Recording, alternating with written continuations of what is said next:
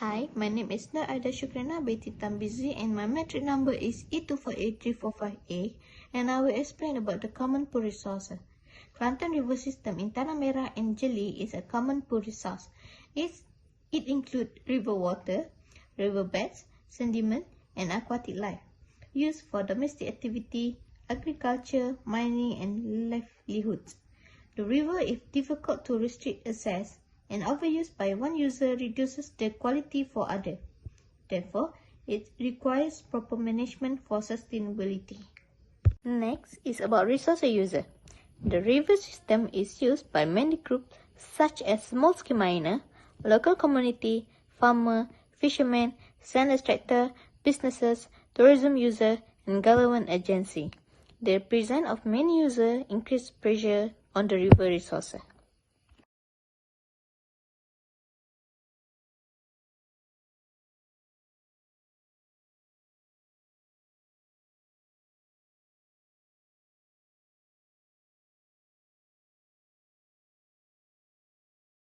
And tragedy of the common, under open access, users focus on their own benefit and ignore environmental costs. This leads to pollution, sedimentation, riverbank erosion, and loss of aquatic life. As a result, overuse occurs, which represents the tragedy of the common.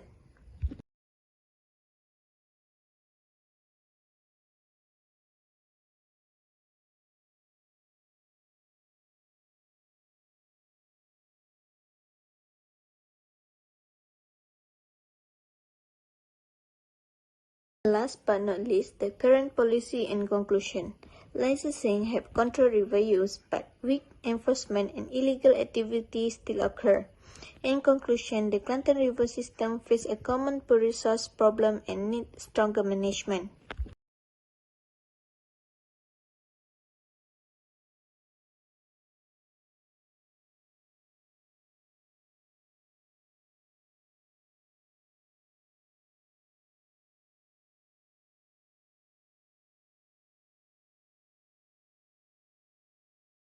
Hello and good day, my name is Nurul Atika, but people just call me Nurul. So my metric number is E248346. For this presentation, I will share information about Task 2, which is the Ecosystem Services Assessment for Kelantan's River System. I will explain the main ecosystem services provided by a healthy river, who benefits from these services, and how coal panning activities can affect them. I will also include the monsoon season factor because it can change the level of impact and the recovery process of the river. For this slide, I'm going to explain about the baseline of ecosystem services. So this slide shows what the river provides when it is healthy. Just imagine before gold panning becomes serious, the river is still clean and healthy. So the river gives many benefits to people. First, it provides fresh water. Many people downstream depend on this water for daily use, so clean water is very important. The river also gives fish resources. Some communities catch fish for food and small income. Then the river also helps in ways we don't always notice. It can clean itself naturally through water purification. It also helps with flood control, especially when the riverbank vegetation is still in good condition. Besides that, the river is not only for economic use. People use it for recreation like swimming and picnic. And for Kelantan communities, the river has cultural and spiritual value, so it is part of their identity. Lastly, the river is also a home for many living things. It provides habitat and supports biodiversity. So overall, before intensive gold panning, the river supports both humans and the ecosystem. Now, imagine if more people start gold panning every day.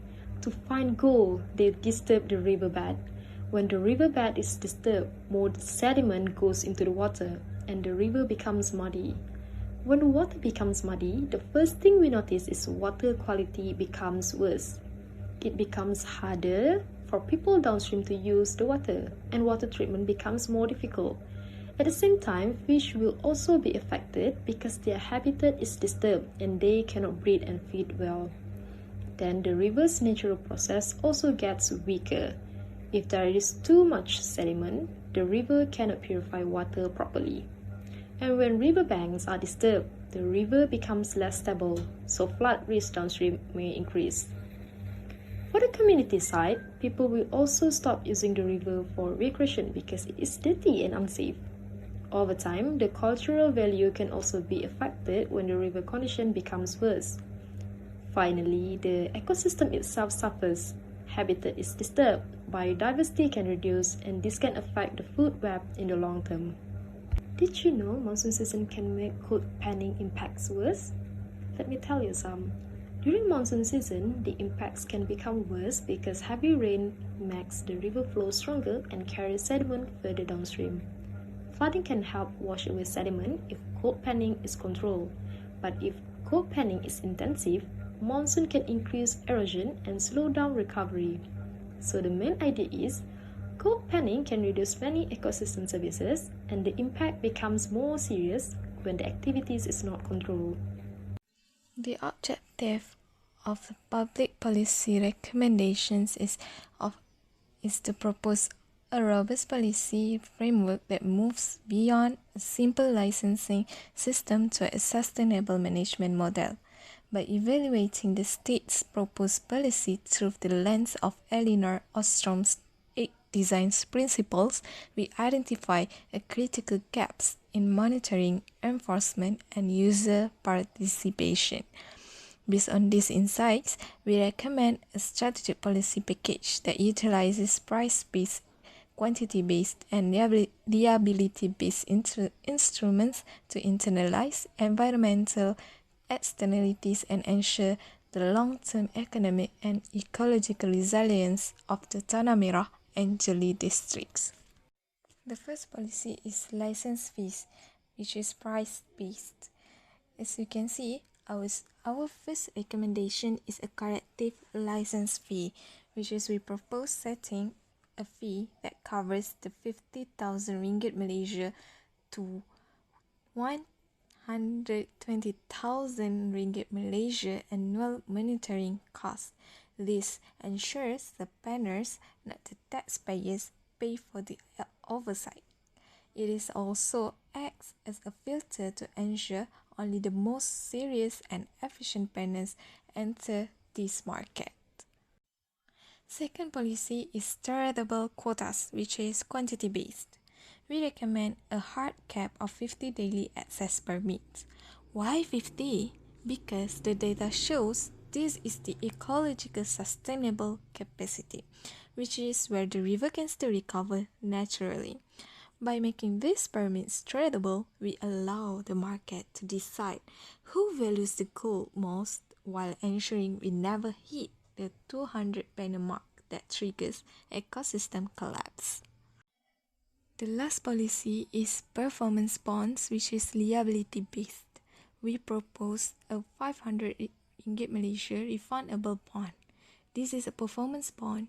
If a planner leaves their 100 meter stretch of riverbank in good condition, they get their money back. This internalizes the cost of restoration and prevents the 20-year damage scenarios we mentioned earlier. So, in conclusion, no single policy works alone. The fees fund the system, the quotas protect the river's capacity, and the bonds ensure individual accountability. By limiting activity to 50 planners, we preserve the 50 ringgit Malaysia daily profit for our residents, while securing the water and food supply for 50,000 others. We can have both gold and a healthy river, but only with this strict economy safeguards. That's all from me. Thank you. Hello, my name is Lee Shiyun. My matrix number is E24B3372. Now I will explain this slide. This slide compares 3 management scenarios using net present value analysis. The optimal policy with 15 panels generates a stable and sustainable net social value of 525,289 ringgit each year.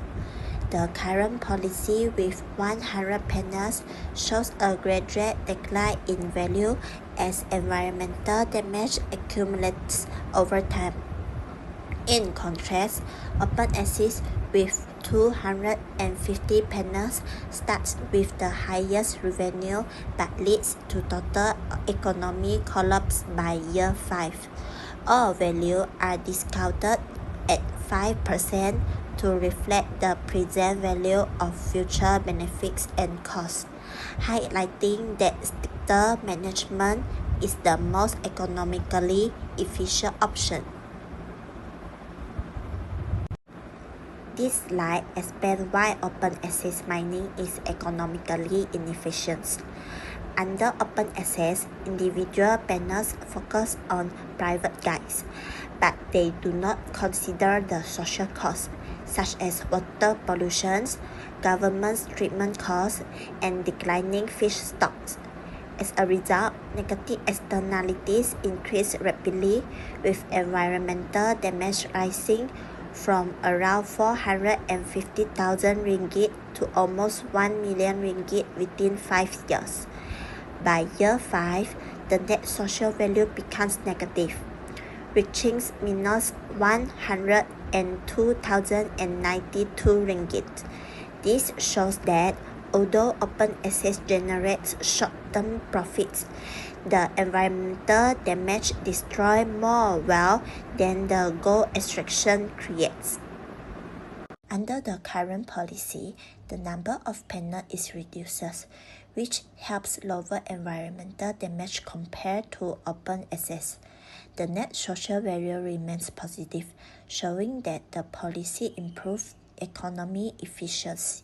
However, externalities still exist and increase over time, causing the net social value to decline. Therefore, while the current policy is better than open access, it is still not fully efficient or sustainable. For the optimal scenario, the number of panels is reduced to the lowest level, which controls extraction. Because mining pressure is lower, environmental damage is minimized, and negative externalities are close to zero. As a result, the net social value remains stable across the 5 years instead of declining. This makes the optimal scenario the most efficient and also the most sustainable option. Overall, it gives the best long-term net social benefit with the lowest environmental cost. This slide summarizes the comparison of all three scenarios. Under open access, extraction is highest and externalities are also the highest, causing net social value to become negative over time, so it is unsustainable. The current policy improves the outcome by reducing extraction and damage, but net social value still declines, showing only weak sustainability.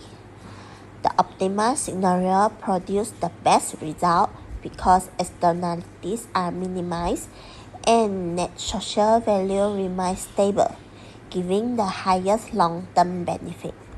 Therefore, the optimal scenario is the most economically efficient and sustainable choice.